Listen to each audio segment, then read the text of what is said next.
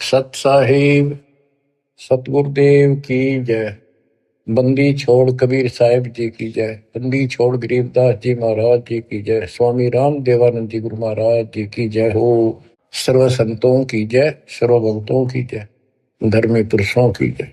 श्री काशी धाम की जय, श्री सुडानी धाम की जय, श्री क्रोथा धाम की जय, श्री बरवाड़ा धाम की जय। सत साहिब इस काल ने सबको सम्मोहित करके रोका हुआ है। तीन लोक के जीव सब विषय वासना बरमाया। गरीबदास जिन हमको जप्या तिनको धाम दिखाया। कि तीन लोक के जीव विषय वासनाओं के इस बड़ में भटका रखे, ब्रह्म में टिक रखे, और जो हमारा जाप करते, हमें याद करते, उनको सतलोक दिखाता हूं। जो देखेगा धाम को सो जानत है मुझ। गरीबदास तो से कहूं सुन गायत्री गुज। कि हे स्वामी जी, जो मेरे सतलोक को देख लेगा और मुझे वहां देख लेगा, वो मुझे मानेगा कि ये भगवान है। अब ये आपको गुड रहस्य बता देता हूं। जब तक उसको नहीं देख लेगा वहां मुझे इतना मुझे भगवान मानना नहीं। संत धर्मदास जी ने सारे चमत्कार देख लिए, सारा कुछ ज्ञान सुन लिया, विश्वास नहीं हुआ कि कबीर भगवान है। जब दाता ऊपर दिखा के लाई, अपना आई विटनेस बनाया, जब पैरा में पड़ा, गरीबदास जी को दिखा के लाई, दादू दास जी को दिखा के लाई, बाबा नानक को दिखा के लाई, मलुकदास जी को लाई दिखा के, गीसा दास जी को लाई दिखा के। जिन्होंने उनको देख लिया, दूसरी बात मुंह से नहीं निकली, Kabir is God, Kabir is God, दुल्हा कबीर। जो देखेगा धाम को सो जानत है मुझ। गरीबदास तो से कहूं सुन गायत्री गुज। ये गुण रहस्य सुन लो और सुनो। तेरे कृष्ण विष्णु भगवान को जड़ाए है जीवे। गरीबदास तेरे लोक में काल कर्म और शिव। सुन स्वामी तो से कहूं अगम द्वीप की सैल। गरीबदास उठे पड़े जो पुस्तक लादे बैल। बैला के ऊपर ये पुस्तक लादे फिर शास्त्र शास्त्रार्थ करते फिरे। ये गधे बनेंगे, उठे पड़ेंगे जाके नरक पर। और सुनो, ये सब नाश होगा एक दिन। भूमि धरनी आकाश थम चलसी चंद्र सूरज। गरीबदास रजबीरज की कहाँ रहेगी धूर। क्या पृथ्वी भी नष्ट होगी, आकाश में बड़े स्वर्ग आदि सब नष्ट होंगे, तो फिर ये मिट्टी का जीव कहाँ रहेगा, ये शरीर आपका। तारायण तरलोक सब चलसी इंद्र कुबेर। गरीबदास सब जाते हैं स्वर्ग पाताल सुमेर। ये तारायण सारे सितारे तारे आकाश के और तीनों लोक ये सब नष्ट हो जाएंगे। इंद्र और कुबेर मरेगा, स्वर्ग और पाताल नष्ट होगा। चार मुक्ति बैकुंठ बट फना हुई कई बार। गरीबदास सतलोक को नहीं जाने संसार। कबीर साहब से पहले को जान नहीं था सतलोक के चीज है। ये तेरे बैकुंठ और चार मुक्ति प्राप्त भी वापस आते हैं। बैकुंठ में गए ये कई बार नष्ट हो गए। कहो स्वामी कितर होगे ये 14 भवन बिहंडे। गरीबदास भी जग कहा चलत प्राण और पिंड। हे स्वामी जी बताओ कहाँ रहोगे जब सारा नष्ट हो जाएगा। स्वर स्वामी एक शक्ति है अर्धंगी ओंकार। गरीबदास भी जगता अनेक लोक सिंगार। और सुनो, जैसे का तैसा रहे परले पड़ा प्राण। गरीबदास उस शक्ति को बार बार कुर्बान। कितना एक महाप्रलय आ जाइए सतलोक में जाने के बाद फिर कभी मृत्यु नहीं होती। उस परम शक्ति सत्पुरुष की शरण में जाने के बाद सदा सुखी रहेगा। कोटि इंद्र ब्रह्मा जहां कोटि कृष्ण कैलाश। गरीबदास शिव कोटि है, फिर करो कौन की आश। गरीब कोटि विष्णु जहाँ बसत हैं, उस शक्ति के धाम। गरीबदास गुल होते हैं, अल्प वस्तु निकाम। शिव शक्ति दासे हुए, अनंत कोटि अवतारे।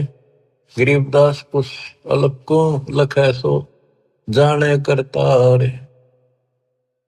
सतपुरुष हम स्वरूप हैं, तेज पुंज का कंत।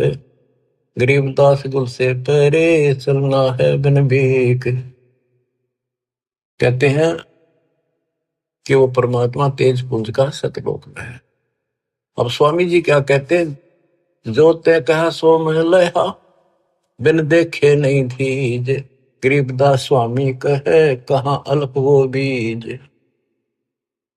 कहे बच्चा, आपने जो कहा वो मैंने समझ लिया, मेरे तड़फ लगी है, पर बिना देखे इस बात ने मान लो कैसे। आज तक किसी ने बताया नहीं, आपसे अतिरिक्त इसका कोई गवाह नहीं, तो आप मुझे एक बार वो दिखाओ स्थान। बच्चों, ये आई विटनेस बनाने थे, उनका कल्याण करना था, इस बीज को बोना था, स्टार्ट था यू। इसलिए दाता ने यूं भी कर दिया उनके लिए, क्यों पुण्यात्मा बहुत थे वो। जो ते कहा सो मैं लया, बिन देखे नहीं धीज। गरीबदास स्वामी कहें, कहाँ अल्फ वह बीज। अनंत कोटि ब्रह्मांड पना, अनंत कोटि उद्गार। गरीबदास स्वामी कहे, कहाँ अल्फ दीदार। हद बेहद ना कहीं थपी ठोरे। गरीबदास निज ब्रह्म की, कौन धाम है पोरे। कहे बच्चा, उस निज ब्रह्म की, परम अक्षर ब्रह्म की, वो कौन सी पोल है, पौड़ी है, कहाँ उसका ठिकाना, मतलब दिखा दे। चल स्वामी सर चल, गंग तीर सुन ज्ञान। गरीबदास बैकुंठ बट, कोटि कोटि घट ध्यान। परमात्मा बोले, चल एकांत में बैठांगे, सारी बात बतलावांगे। गंगा के किनारे बैठ गए और बताने लगे, ता कोटि बैकुंठ है, नक्सर व संगीत। गरीबदास स्वामी सुनो, गए अनंत युग बीत। अब क्या बताते हैं कि स्वामी जी ध्यान लगाते थे। वो बोले, बच्चा मैं ध्यान में बहुत ऊपर तक जाता हूँ, मैंने बहुत अभ्यास कर रखा है, और मेरी बात लवा लाग रही है, मैं भगवान के निकट पहुंच गया हूं, मेरी भक्ति संपूर्ण हो चुकी है। परमात्मा बोले, आप ध्यान लगाओ, कर देखो कहां तक जाते हो। प्रतिदिन का अभ्यास था, तुरंत ध्यान लगाया, पहुंच गए ऊपर। त्रिकुटी से आगे त्रिवेणी है, 3 रास्ते हैं, एक लेफ्ट एक साइड एक सीधा, सीधा ब्रह्म अंदर है। अब वहां जाकर उसकी समाधि डट गई और परमात्मा बालक रूप में सामने खड़े। स्वामी जी, अब कैसे जाओगे, ये सामने है वो ब्रह्म अंदर, ये खुले बिना ब्रह्मलोक में भी नहीं जा सकते। ये बनावटी ब्रह्मलोक बराबर में बना रखे हैं, इनमें जाओगे। आपका लेफ्ट साइड में विष्णु जी के लोक हैं, ब्रह्मा विष्णु महेश के, आपका ये रास्ता है, ये खुलेगा नहीं तेरे मंत्र से। मेरे पास वो मंत्र है जिससे ये खुलेगा। अब कहते हैं, योग युगत प्राणायाम कर, जीत्या सकल शरीर। त्रिवेणी के घाट पे अटक रहे बलवीर। रामानंद जी उस त्रिवेणी के घाट पे हट के खड़े थे कि ये सामने का रास्ता मैं मंत्र जपूंगा, उससे खुलेगा। परमात्मा ने जाप जपा, परम एक तो पट्ट देख लिया कि चलो आओ मेरे साथ। वहां दिखाए, देखियो बैठा वो काल, वो बैठा सामने। इसने तो मौका में दिखो को ना, ये देखा 21 ब्रह्मांड ने दिखा। फिर 11वां द्वार खोला, जो सत्संग ब्रह्मांड में प्रवेश करता है, ये मेरे इस सतनाम से खुलेगा, जिससे ब्रह्म खुला। और आगे चल, 12वां द्वार से घोर गुफा में प्रवेश करते हैं, वो इस मेरे तीसरे नाम से खुलेगा, सार शब्द से। ऊपर ले गए, सारा दिखाया। हो स्वामी जी जब पहुंचे, देखे अपना दूसरा रूप में भगवान बैठे। वो समझा कि ये है भगवान, तो ये बालक तो इनका कोई खास भगत है, पुजारी है, ऋषि है। इतने देर में परमात्मा उस पर चोर करने लगे, जाके नीचे से गए हुए अपने बड़े रूप पर यो बालक रूप नीचे गए थे वह। फिर बालक बैठ गया उस असंग ब्रह्मांड के स्वामी वाले तख्त पे सिंहासन पर, और वो भगवान खड़ा होकर उस बच्चे पर करने लगा। स्वामी रामानंद गीता के पथरागी, ये कहानी क्या। वो फिर जो बड़ा भगवान दिखाई देता वो बच्चे में समा गया। रामानंद जी नतमस्तक हो गए और फिर सारा बताया कि मैं सारी सृष्टि का मालिक हूं, सबका रचनहार हूं, मेरा नाम वास्तव में कबीर है। वेदों में कबीर बोलते हैं, कबीर देव। रामानंद की आंखें देख ली के वेद के पुराण रहेगी थी। तो फिर वहां से वापस छोड़ा, वो समाधि टूटी, वो बालक वहां गया, फिर बैठा नीचे पृथ्वी। तो बंदी छोड़ तावा चित सकृत भया, देख फजल दरबार, गरीबदास सजदा किया, हम पाए दीदार। तुम स्वामी में बाल बुद्धि, भरम कर्म किए नेश। गरीबदास लज ब्रह्म तुम, हमरे दर्द विश्वास। 104 साल का वृद्ध पंडित विद्वान, जिसकी तूती बोल थी, महिमा गजब की थी वहां पर। तुम स्वामी में बाल बुद्धि, तुम मेरे मालिक। बच्चे को कहते हैं भगवान। मैं बाल बुद्धि, मेरा जो ज्ञान है तो बालक जैसा था। भरम कर्म किए नाश, मेरे सब भरम मिटा दिए। गरीब दास लज ब्रह्म तुम मेरे, हो गया दृढ़ विश्वास। आख्या में पानी पड़ा 104 साल के वृद्ध का, क्या सारी दुनिया बरबत रही। पर मैं भी कितना पापी था, मैंने कितनों को काल के मुंह डाल दिया। अब रोता है इंसानी सती वाक। सुन बे सुन से तुम परे, पूरे सो हमरे तीरे। गरीब दास सर्वंग में, अविगत पुरुष कबीर। कि आप ऊपर भी हो, मेरे सामने भी आप, सर्वव्यापक आप हो, आप दिव्य परम पुरुष कबीर हो। कोटि कोटि सजदा करे, कोटि कोटि प्रणाम। गरीबदास अनहद अधर, हम पर तव धाम। कोटि कोटि सजदा करे, कोटि कोटि प्रणाम। कति बार बार माथा टेका, सजदा करे, आंखों में पानी भर रखे। गरीबदास अनहद अधर, हम पर तव धाम। कि वो वास्तविक वाली जो धुन है, जो झंकार है, वह तो ऊपर है, ये तो नकली नीचे के बाजे नकली है। हमने आपका धाम देख लिया, अब मन निश्चिंत हो गया, आप पूर्ण परमात्मा हो। इसमें एक शब्द कहा है, गरीबदास अनहद अधर।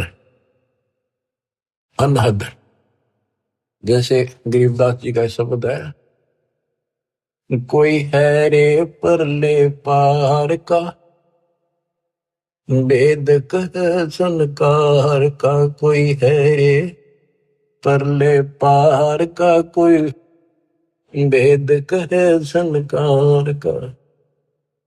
कहते वो अनंत ऊपर है। राधा सो वाले मूर्ख बनाए बैठे बिना, हम तो धुन सुनते हैं, धुन धुन। कहते शरीर के अंदर जो सुनते हो ये तो काल की धुन है, असंख्य बाजे। या मुरली भी गलत है, या वह धुन भी गलत है। सतलोक को देख कर जाना प्रभु का भेवे। गरीबदास ये धानक है, सब देवन का देव। स्वामी जी कहते हैं ये दानक दुल्हा, ये सब देवों का देव, सब परमात्माओं का परमात्मा, कुल के मालिक है। बोलत रामानंद जी, सुन कबीर करतारे। गरीबदास सब रूप में, तू ही बोलनहारे। तुम साहेब तुम संत हो, तुम सतगुरु तुम हंस। गरीबदास तुम रूप बिन और न दूजा अंश। तू ही साहिब है, जिसने भगवान ने बस सारा जीवन डिवोट कर रखा था और भगवान के आसपास भी नहीं था और मान रहा था मैं मुक्त हो जाऊंगा, उस धोखे ने याद कर रोवे वो 105 साल का वृद्ध और 5 साल के बालक का आगे। बच्चों, जिसने मालिक की चाह है वो ना देखा आगा पीछा, भाग में दो संसार। आज हम हिंदू हैं, कल मुसलमान हो जाएंगे। आज हम मनुष्य हैं, कल कुत्ते बन जाएंगे। ये संसार के सहारा देगा।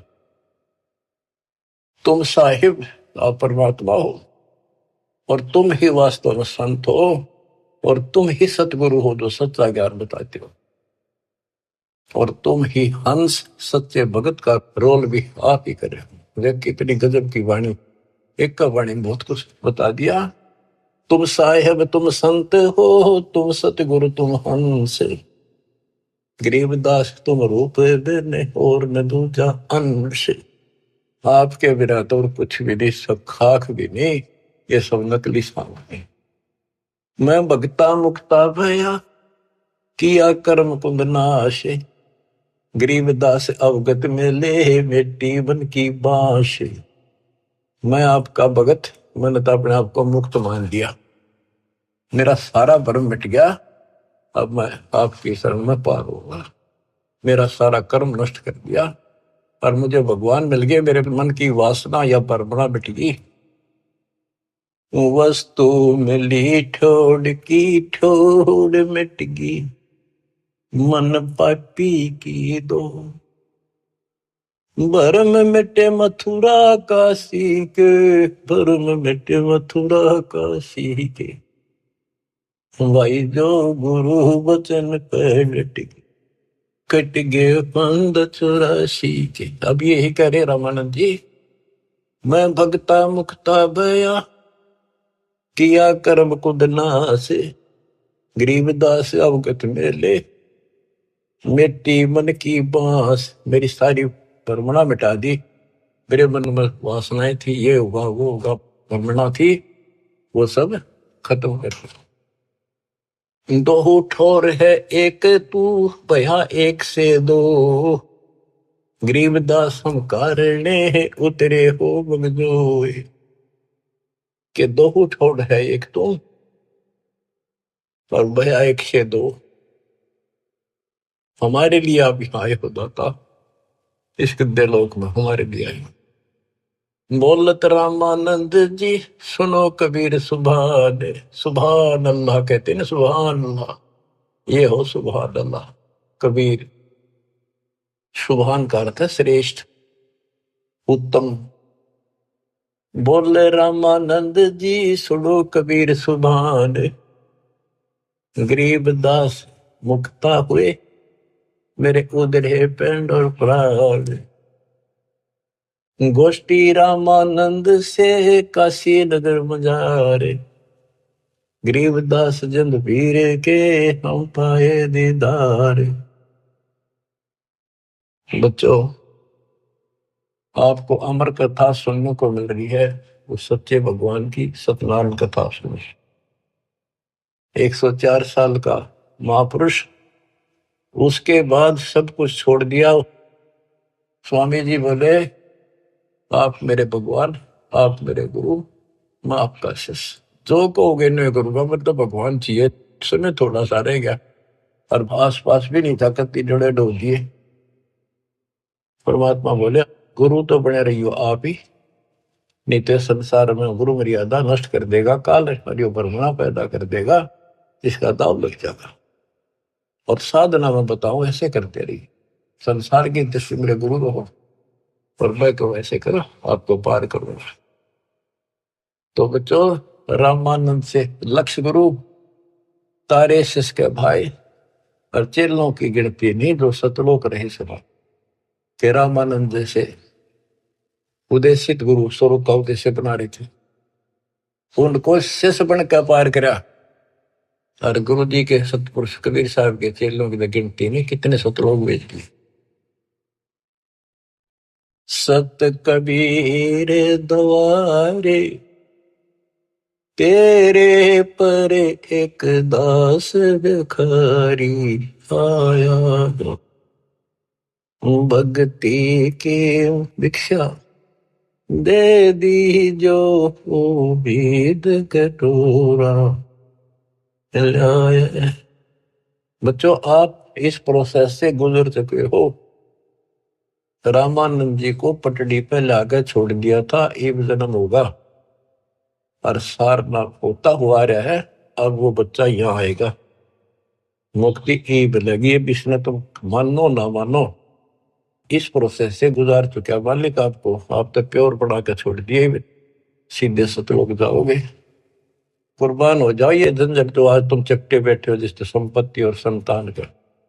ये तक कुत्ते बन के वहां नहीं चपकोगे, गधे बन के वहां चपकोगे। अब जिसका चपकना इसका चपको, ये परिवार भी आपका सुरक्षित रहेगा। इनको पालो पोसो, माल की राह बता दो, आपको बहुत पुण्य होगा। ये भी उसी के बच्चे, काल के जाल से बचा के रखो। सच्ची राह बताओ, हमेशा यही पाठ पढ़ाओ। अब देखना कितने सुख देगा, पता नहीं कित कबर देगा। अगर आपके सत्य मान लेना, और मोक्ष देगा। ये तो रूंगे में देगा जो आपको, जिसके लिए सारा दिन भटकते हो और फिर भी पूरा ना भटका। रूंगे में धक्के तो दर देगा ठाक। नोट कर लियो, दास की एक बात प्रमाणित है, गॉड गिवन है। मालिक आपको मोक्ष दे, सदा सुखी रखे। सच्चाई साहिब जी, इस वीडियो के बनाने का उद्देश्य किसी को नीचा दिखाने या किसी की भावनाओं को ठेस पहुंचाने का नहीं है, बल्कि इस वीडियो के बनाने का उद्देश्य संत रामपाल जी महाराज जी के तत्व ज्ञान को संसार के जन जन तक पहुंचाने का है। तो आइए देखते हैं जगत गुरु तत्वदर्शी संत रामपाल जी महाराज जी द्वारा लिखी गई पुस्तक गरिमा गीता की पेज नंबर 205 से। सत साहिब जी, पूर्ण परमात्मा की महिमा का वर्णन विशेष। श्रीमद् भगवद गीता का अध्याय 13 पूरा गीता ज्ञानदाता से अन्य समर्थ पूर्ण परमात्मा की महिमा से भरा है तथा अध्याय 12 में गीता ज्ञानदाता काल ब्रह्म ने अपनी महिमा बताई है। क्षेत्र व क्षेत्रज्ञ की परिभाषा। गीता अध्याय 13 के श्लोक 1 से 6 तक वर्णन है कि शरीर तथा इस शरीर में विकारों, काम, क्रोध, लोभ, मोह, अहंकार आदि तथा निराकार स्थिति में तथा 10 इंद्रियों तथा उनमें विद्यमान विषय, शब्द, स्पर्श, रूप, रस व गंध आदि का विवरण है। जो इन सर्व कारणों को जानता है, यह क्षेत्रज्ञ पंडित कहलाता है। गीता बोलने वाला कह रहा है कि क्षेत्रज्ञ भी मुझे जान। पिंड का अर्थ है शरीर। क्षेत्र यहां शरीर को कहां है, तथा क्षेत्रज का अर्थ है शरीर के बारे में जानने वाला, कि इसमें कमलों में कौन परमात्मा कहां दो पर स्थित है तथा सुषमना द्वार कहां है। कमलों की जानकारी हो उसे क्षेत्रज्ञ अर्थात शरीर को जानने वाला क्षेत्रज्ञ पंडित कहां है। इसका विवरण छंदों, वेदों के मंत्रों में तथा बहुत से ऋषियों ने भी किया है। अनुपासना को व्याभिचारिणी भक्ति बताना। गीता अध्याय 13 के श्लोक से 11 तक कहा है कि जो कोई मान सम्मान से दुखी व सुखी न होकर आडंबर पूजा रहित, अहिंसावादी, क्षमा स्वभाव युक्त, गुरु जी की सेवा श्रद्धा भक्ति से करते हुए तथा शुद्धिपूर्वक अंतःकरण में स्थित आत्मा को सही स्थिर करके तथा पूर्ण वैराग्य, प्रत्येक वस्तु से आसक्ति को हटाकर होकर स्त्री पुत्र धन आदि में कोई आस्था न रहे और ममता, उपास्य देव व अनुपास्य देव की प्राप्ति या न प्राप्ति में ईश्वरीय रजा में अर्थात इष्टवादिता को छोड़कर श्रेष्ठ ज्ञान के आश्रित समचित रहकर केवल मेरी अव्याभिचारिणी भक्ति, केवल एक इष्ट की उपासना, अन्य देवताओं की साधना को व्यभिचारिणी, वैश्या जैसी बताई है, जो एक पति पर स्थायी न होकर मन भटकाती है, यह कहीं आदर नहीं पाती। ऐसे एक पूर्ण परमात्मा को न भजकर सबकी पूजा को व्यभिचारिणी, वैश्या जैसी भक्ति की संझा दी है। आम व्यक्ति जो भक्ति भाव का न हो उनसे प्रेम न करना, आध्यात्म ज्ञान, भक्ति का ज्ञान का नित्य चिंतन, सर्व को तत्व ज्ञान रूप से देखना, संभव रखना, यह तो श्रेष्ठ ज्ञान है। इसके विपरीत सब अज्ञान है। नशा करना, शराब, तंबाकू, मांस, भांग प्रयोग करना, राग द्वेष रखना, आन उपासना, देवी देवताओं की पूजा, व्रत, तीर्थ, गंगा स्नान, गोवर्धन गिरिराज की फेरी, मंदिर में मूर्ति की पूजा करना आदि अज्ञान कहाँ है तथा व्याभिचारिणी भक्ति कहाँ है। Page number 206। पूर्ण परमात्मा ही जानने व भक्ति योग्य है। गीता अध्याय 13 की श्लोक 12 से 18 में भगवान कह रहा है कि जो जानने योग्य है, जिसको जानकर परमानंद यानी अमर पद को प्राप्त होता है, उस पूर्ण परमात्मा के ज्ञान को भली भांति कहूंगा। वह अनादि वाला यानी जिसकी उत्पत्ति न हो, परम अक्षर ब्रह्म यानी पूर्ण परमात्मा या सत्पुरुष न तो सत और न असत कहा जा सकता है। यानी सत का अर्थ अक्षर यानी अविनाशी तथा असत का अर्थ अक्षर यानी नासवान ही कहा जा सकता है, क्योंकि यह परमात्मा तो अन्य ही है। जैसा गीता जी के अध्याय 15 के श्लोक 16 में कहा है कि जो भगवान है, एक क्षर यानी असत नामी नासवान और दूसरा अक्षर यानी अविनाशी या सत्य। फिर अध्याय 15 के श्लोक 17 में कहा है कि वास्तव में अविनाशी तो इनसे भी भिन्न अन्य ही है, जिसे अविनाशी परमेश्वर इस नाम से कहा गया है, जो तीनों लोकों में प्रवेश करके सबका धारण पोषण करता है। यानी कृपया देखें गीता जी के अध्याय 15 के श्लोक 16 व 17 में वह सब और हाथ पैर तथा सिर नेत्र वाला सब और कान वाला है का तात्पर्य है कि वह सर्वव्यापक है, अर्थात उसकी पहुंच से तथा दृष्टि से कोई बाहर नहीं है, वही सबको अपने में समाये हुए स्थित है। गरीबदास जी महाराज जी कहते हैं कि जाके अर्ध रूम पर सकल पसारा, ऐसा पूर्ण ब्रह्म हमारा, गरीब अनंत कोटि ब्रह्मंड का एक रति नहीं भार, सतगुरु पुरुष कबीर हैं कुल के सृजनहार। भावार्थ, संत गरीबदास जी ने परमात्मा के साथ ऊपर जाकर सर्व मंडलों को देखा, परमात्मा की महिमा व लीला को देखा। वही परमात्मा यानी पूर्ण ब्रह्म सब इंद्रियों के जानने वाला है, क्योंकि उसी मालिक ने ब्रह्म यानी काल को भी उत्पन्न किया। यानी गीता जी के अध्याय 3 के श्लोक 14-15 में कहा है कि सर्व प्राणी अन्न से उत्पन्न होते हैं, अन्न वर्षा से होता है, वर्षा यज्ञ से, यज्ञ शुभ कर्मों से होती है, कर्म ब्रह्म ने से हुए यानी कर्म ब्रह्म यानी काल से हुए, ब्रह्म यानी काल अविनाशी परम अक्षर ब्रह्म भगवान से उत्पन्न हुआ। वही परम अक्षर ब्रह्म यानी पूर्ण परमात्मा सब यज्ञों में प्रतिष्ठित यानी विद्यमान है या पूज्य है, यज्ञों का फल देने वाला अधियज्ञ है। वह इंद्रियों से रहित आसक्ति रहित सबका धारण पोषण करने वाला और सत्यलोक में रहते हुए तथा यहाँ अपनी निराकार शक्ति से सर्व का संचालक होते हुए गुणों को भोगने वाला, सर्व प्राणियों के अंदर व बाहर और चर अचर यानी सर्व का मूल कारण होने, निराकार शक्ति रूप में सूक्ष्म यानी अदृश्य होने से न जाना जाने वाला यानी अविज्ञ है, अर्थात उस अविनाशी परमात्मा को कोई नहीं जान सकता। निराकार शक्ति से सर्व कार्य करने वाला होने से वह नजदीक से नजदीक सब प्राणियों के हृदय में यानी कार्य सिद्ध के लिए तुरंत लाभ दे देता है, इसलिए दूर नहीं और दूर सतलोक में भी है। यानी उस परमेश्वर का भेद न होने से दूर भी है, क्योंकि उसके दर्शन पूर्ण गुरु सतनाम व शारनाम दाता से नाम लेकर आजीवन गुरु मर्यादा में रहकर किए जा सकते हैं, अन्यथा नहीं। एक सर्वशक्तिमान होने के कारण यानी अविभक्तम विभाग रहित उस परमेश्वर की शक्ति सर्व प्राणियों में स्थित है, वही जानने योग्य है, जो सर्व ब्रह्मंडों जिसमें काल ब्रह्म के 21 ब्रह्मांड, जिनमें श्री ब्रह्मा श्री विष्णु श्री शिव जी के लोक सहित 14 लोक, स्वर्ग मृत्यु तथा पाताल लोक और पर ब्रह्म के 7 संख ब्रह्मंडों सहित का पालन करता और उत्पन्न करने वाला वह परमात्मा मायाधारी काल से अन्य कहा जाता है। Page number 207। ज्ञान सागर अति उजागर, निर्विकार निरंजनम, ब्रह्म ज्ञानी महाध्यानी, सत्सुकृत दुख भंजनम।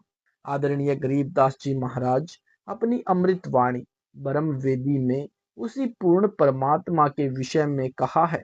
गीता अध्याय 13 श्लोक 17 में कहा है कि वही पूर्ण परमात्मा सबके हृदय में विशेष रूप में स्थित है। जैसे सूर्य एक स्थान पर होते हुए भी सर्व प्राणियों को अपने साथ ही दिखाई देता है, परंतु आंखें उसे देख सकती हैं, इसलिए कह सकते हैं कि सूर्य आंखों में ही विशेष रूप से विद्यमान है, क्योंकि आंखें ही प्रकाश देख सकती हैं।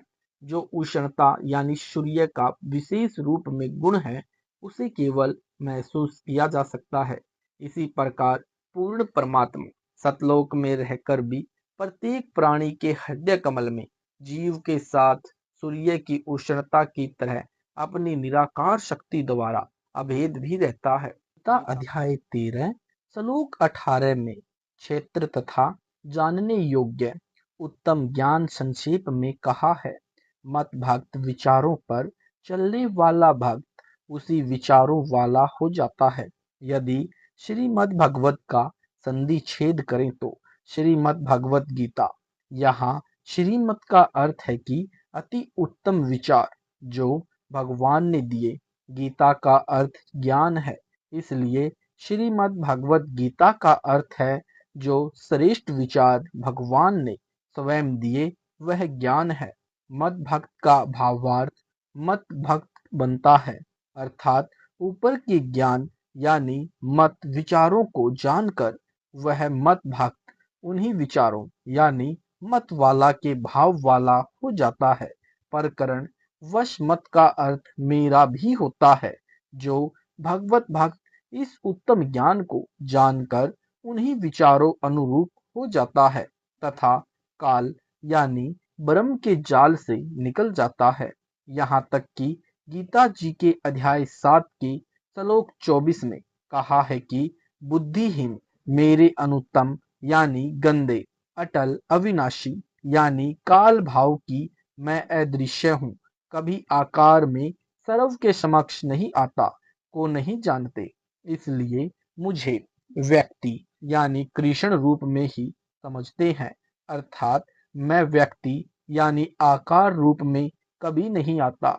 अन्य अनुवादकर्ताओं ने इस श्लोक के टीका में जो अनुत्तम शब्द है का अर्थ किसी ने ज्यों का त्यों लिख दिया। अनुत्तम यानी अनुत्तम, किसी किसी ने अनुत्तम सर्वश्रेष्ठ किया है। उत्तम का अर्थ अच्छा यानी श्रेष्ठ और अनुत्तम का अर्थ बुरा यानी गंदा अर्थात अश्रेष्ठ हुआ। विशेष कुछ श्रद्धालु कहते हैं कि समास में अनुत्तम का अर्थ उत्तम ही होता है। यदि ऐसा माने तो गीता ज्ञानदाता ने पूर्ण शांति तथा स्थायी स्थान यानी अमर लोक की शांति के लिए किसी अन्य परमात्मा की शरण में जाने के लिए क्यों कहा। प्रमाण गीता अध्याय 18 श्लोक 46, 62, 66, अध्याय 15 श्लोक 4 तथा अपने से अन्य परमात्मा के विषय में ज्ञान किस लिए बताया है। प्रमाण गीता अध्याय 13 श्लोक 12 से 17, 22 से 24, 27, 28, 30, 31, 34, अध्याय 15 श्लोक 16 से 17, अध्याय 5 श्लोक 6, 10, 13 से 21 तथा 24, 25, 26, अध्याय 3 श्लोक 15 से 19, अध्याय 6 श्लोक 7, 19, 20, 25, 26, 27, अध्याय 4 श्लोक 31, 32, अध्याय 17 श्लोक 23, 25, 27, अध्याय 8 श्लोक 1, 3, 8 से 10 से 17 से 22। यह सब पूर्ण ज्ञान न होने के कारण तथा भावनावश इष्टवादी वश होकर स्वयं भी अंधेरे में तथा पाठक भी अज्ञान को ही प्राप्त होते हैं। अर्थ का अनर्थ किया है, अनुत्तम का सर्वश्रेष्ठ अर्थ किया है। इसी प्रकार गीता अध्याय 18 श्लोक 66 में वर्ज का अर्थ आना किया है, जबकि वर्ज का अर्थ जाना होता है। ऐसे अन्य अनुवादकर्ताओं ने अर्थ का अनर्थ किया है। Page number 208। परमात्मा तथा राष्ट्रीय प्रकृति दोनों अनादि। गीता अध्याय 13 श्लोक 19 में कहा है कि राष्ट्रीय प्रकृति यानी प्रथम माया अर्थात जिसे राजेश्वरी शक्ति भी कहते हैं, जिससे परमेश्वर ने सर्व ब्रह्मांडों को ठहराया है, और पुरुष यानी पूर्ण परमात्मा, इन दोनों को ही अनादि यानी सदा रहने वाला और जिसकी उत्पत्ति न हुई हो जान। चूंकि पुरुष यानी परमात्मा पूर्ण ब्रह्म अपने पहले अनामी लोक में अकेला रहता था। सर्व आत्माएं प्रभु के शरीर में समाई थी। बाद में कबीर देव पूर्ण परमात्मा ने नीचे के तीन लोक, अगम लोक, अलख लोक तथा सतलोक की रचना अपनी शब्द शक्ति से की तथा स्वयं भी अपनी शब्द शक्ति से सतपुरुष सतलोक में स्वयं प्रकट हुआ, इसलिए स्वयंभू कहलाता है। तथा आदि माया यानी प्रकृति को परमहंस से हंस शब्द शक्ति से बनाया तथा सर्व जीव प्रकृति में प्रवेश किए, इसलिए जब पर ब्रह्म यानी अक्षर पुरुष महाप्रलय करता है, उस समय ज्योति निरंजन ओंकार को सर्व लोकों समेत समाप्त करेगा। उस समय प्रकृति को उसी रूप में सूक्ष्म बनाकर पर ब्रह्म लोक में रख जाता है और ब्रह्म यानी ज्योति निरंजन काल बीज रूप में रखा जाता है तथा इसकी उत्पत्ति फिर होती है। यही प्रकृति यानी लड़की रूप में इसके साथ होती है। काल यानी ब्रह्म के नीचे के लोग रचे जाते हैं। तीन अच्छी आत्माएं यानी श्रेष्ठ आत्माओं को ब्रह्मा यानी ब्रह्म ज्योति निरंजन भगवान अपनी प्रकृति यानी अष्टंगी से रति क्रिया करके उत्पन्न करता है। उनको श्री ब्रह्मा, श्री विष्णु, श्री महेश की उपाधि देता है। ये नई श्रेष्ठ आत्माएं होती है। पहले वाले विष्णु, ब्रह्मा, शिव 84 लाख योनियों में चले जाते हैं, क्योंकि यही काल भगवान ब्रह्मलोक में तीन रूपों में रहता है और वहां पर तीनों बच्चों की उत्पत्ति करके उन्हें चेतनाहीन रखकर पालन करता रहता है। जवान होने पर अलग अलग जगह पर रख देता है, जिससे इन्हें मालूम ही नहीं कि हम कहाँ से आए हैं। इसलिए इसी अध्याय के श्लोक 19 में प्रकृति व पूर्ण परमात्मा को अनादि कहा है और विकारों यानी काम, क्रोध, लोभ, मोह, राग, द्वेष को गुणों यानी रजगुण ब्रह्मा, सद्गुण विष्णु, तमगुण शिव को भी प्रकृति यानी आदि माया प्रकृति से उत्पन्न जान।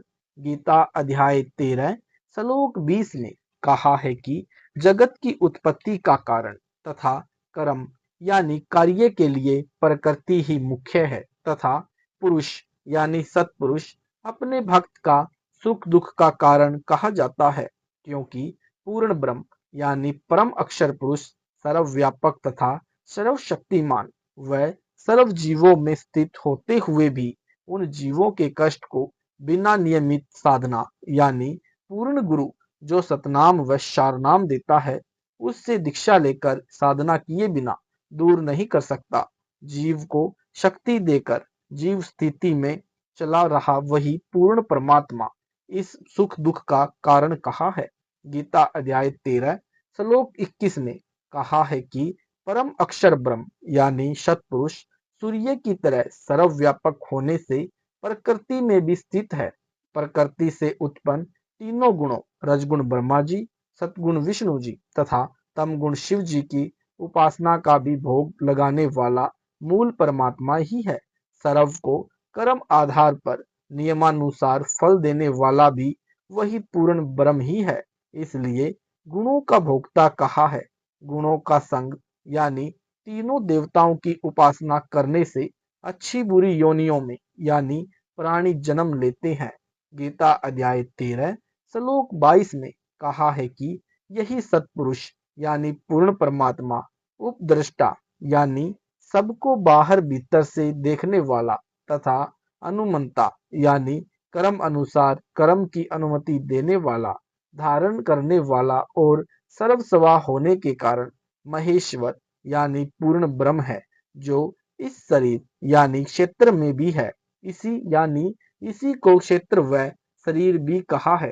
पेज नंबर 209 उसे परमात्मा यानी अकाल पुरुष कहा गया है।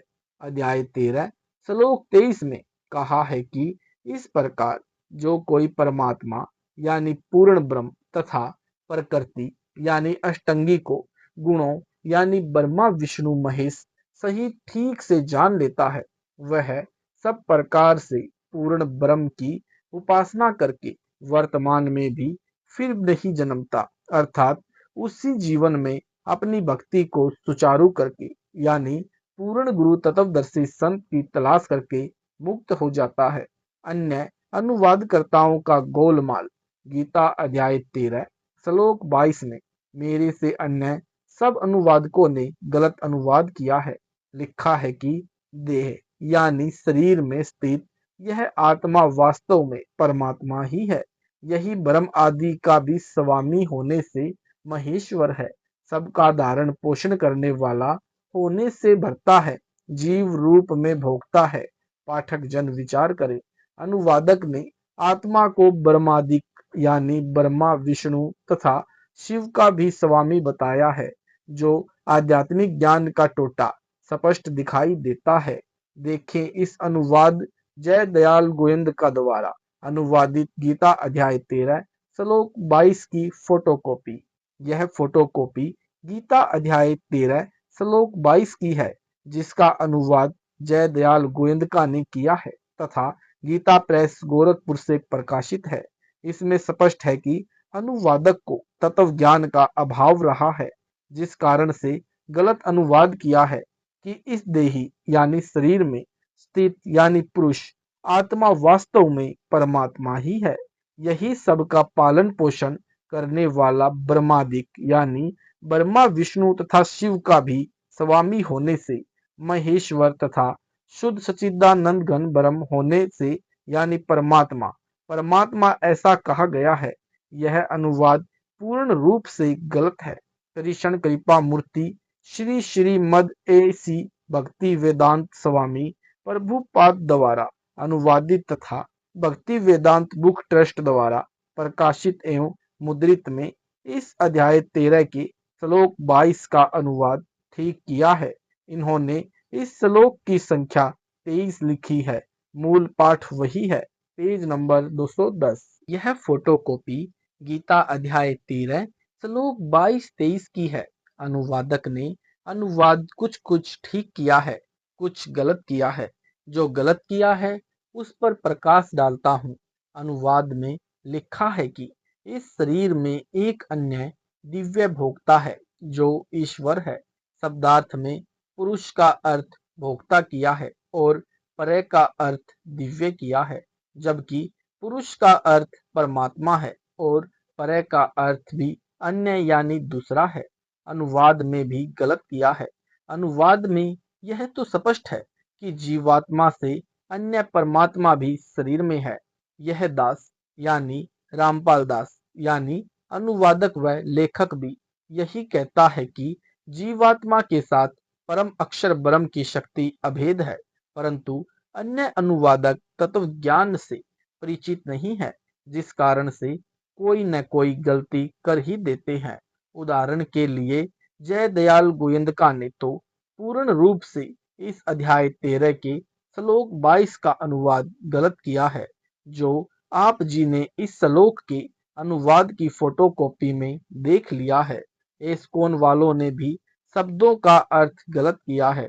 जैसे मूल पाठ में स्पष्ट है कि शरीर में आत्मा के साथ अन्य परमात्मा है यानी अस्मिन देहे।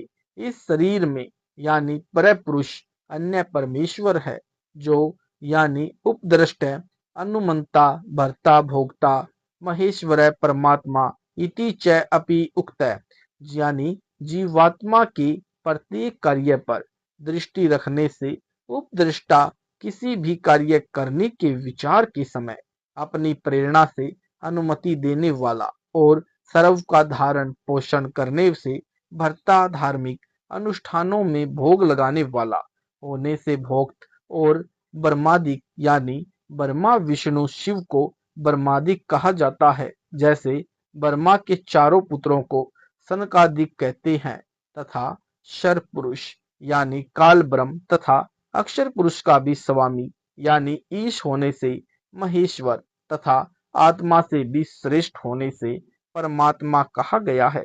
यथार्थ अनुवाद यह है।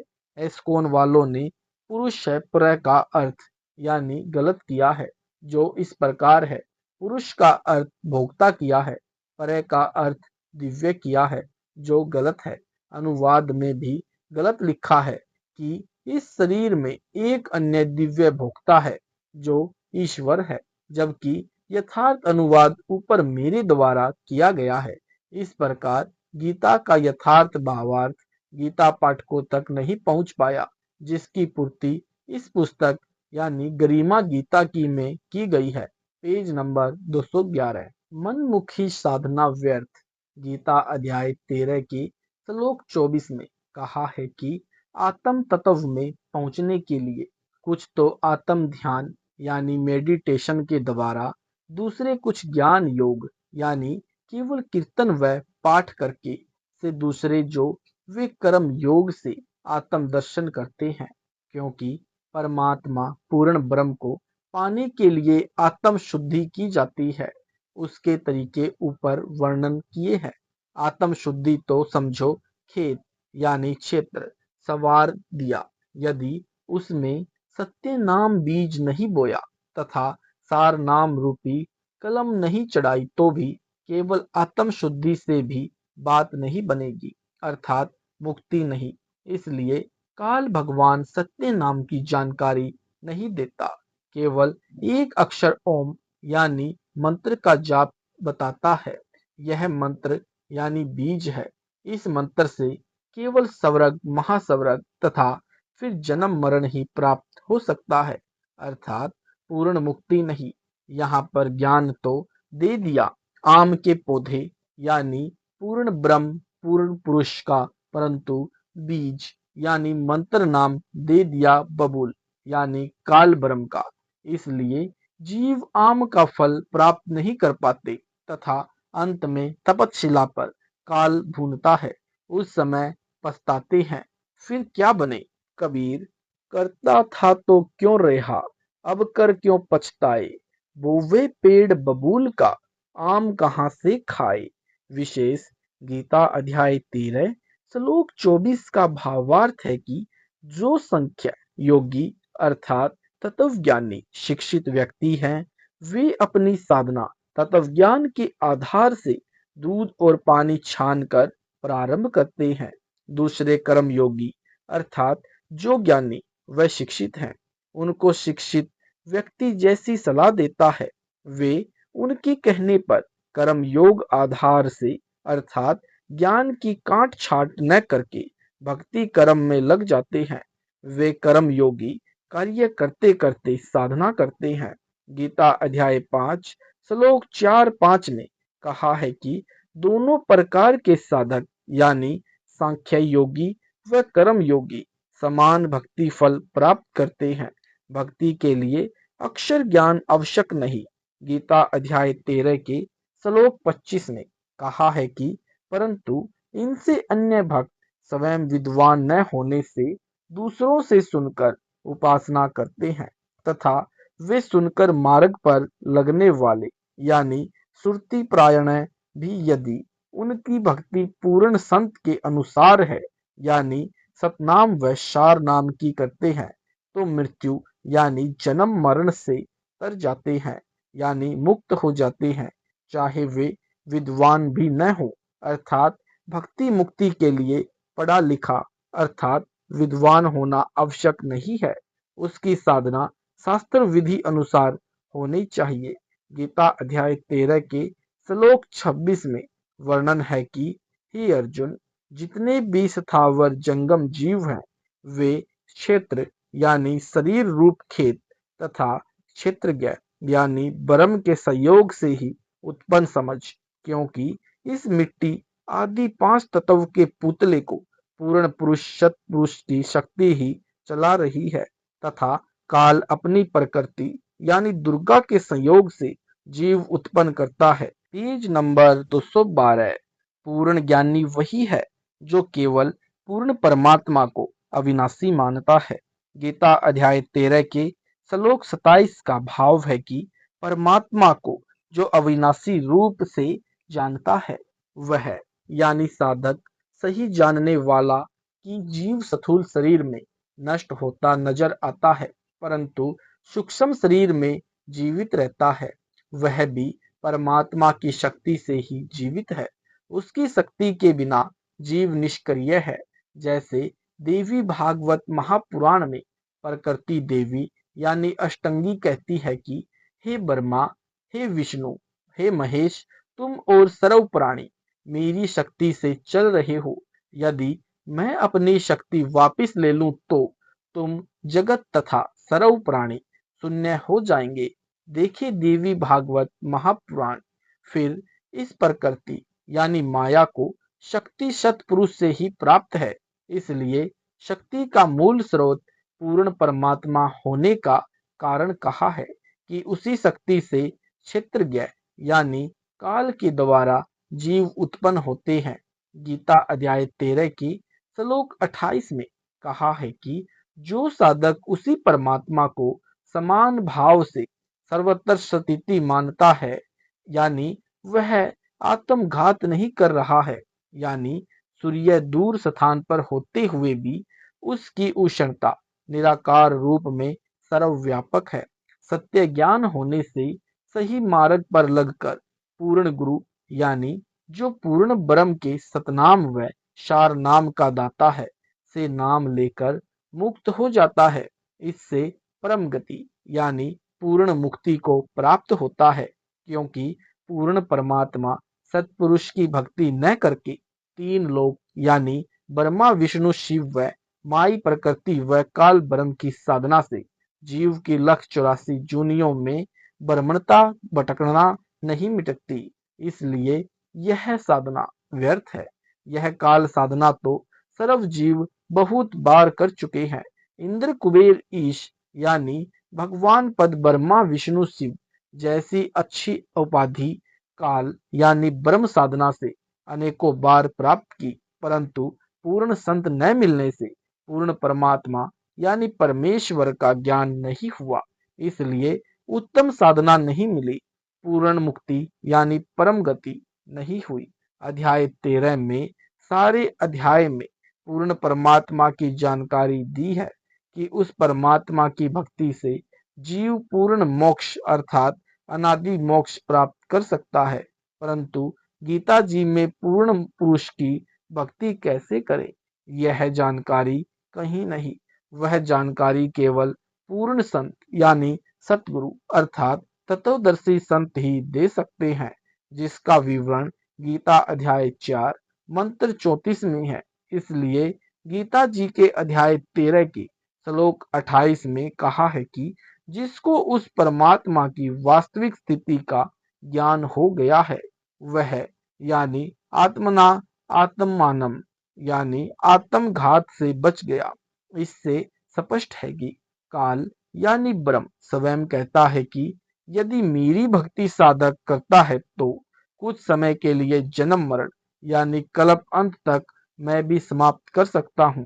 मेरी भक्ति भी तीनों गुणों यानी ब्रह्मा विष्णु शिव से ऊपर उठकर यानी अर्थात इन भगवानों की भक्ति को भी त्याग कर केवल एक अक्षर ओम का जाप करें। परंतु पूर्ण मुक्ति के लिए उस परमात्मा की भक्ति पूर्ण आचार्य यानी गुरु से नाम मंत्र लेकर उसकी सेवा श्रद्धा से करके प्राप्त कर सकते हैं। इससे सिद्ध है कि जो पूर्ण ब्रह्म की भक्ति करता है वह आत्मघात यानी आत्महत्या से बच जाता है। इससे यह सिद्ध हुआ कि इस भक्ति के अतिरिक्त जो आन आत्मघात यानी जो आन देव यानी ब्रह्मा विष्णु शिव देवी देवताओं जिनकी भक्ति तो पहले ही ब्रह्म साधना में भी बाधक है, यानी इससे आगे ब्रह्मा काल की साधना करना भी आत्मघात के समान अर्थात व्यर्थ है। इसी का प्रमाण यजुर्वेद अध्याय 40 में भी है। कबीर साहिब कहते हैं कि कबीर जा यम यानी काल को करता यानी भगवान भाखे यानी कहे, तजे सुधा यानी अमृत नर विष यानी जहर को चाखे। इसी वाणी का भावार्थ है कि जो कोई साधक ब्रह्म यानी काल यम को भगवान जानकर पूजता है तथा वह अमृत यानी सत्पुरुष को छोड़कर जहर यानी काल की साधना से जन्म मरण 84 लाख योनियों की पीड़ा रूपी जहर को चाख रहा है, अर्थात पूर्ण परमात्मा के पूर्ण मोक्ष का आनंद न मिलकर काल यानी ब्रह्म साधना से होने वाले जन्म मरण व अन्य प्राणियों के कष्टमय जीवन को आनंद समझ रहा है। इसलिए उस परमात्मा यानी पूर्ण ब्रह्म की साधना करो तथा सतलोक में जहाँ सुख का सागर है, अर्थात कोई कष्ट नाम की वस्तु नहीं है, न जन्म मरण है, वहां चलो। सत साहेब जी, ये वीडियो आपको अच्छा लगा तो वीडियो को लाइक करें, शेयर करें, कमेंट करें। यूट्यूब पर ऐसी ही वीडियो देखने के लिए हमारे चैनल सतलोक इन संत रामपाल जी महाराज जी चैनल को सब्सक्राइब जरूर करें। सत साहेब जी, मिलते हैं अगली वीडियो में।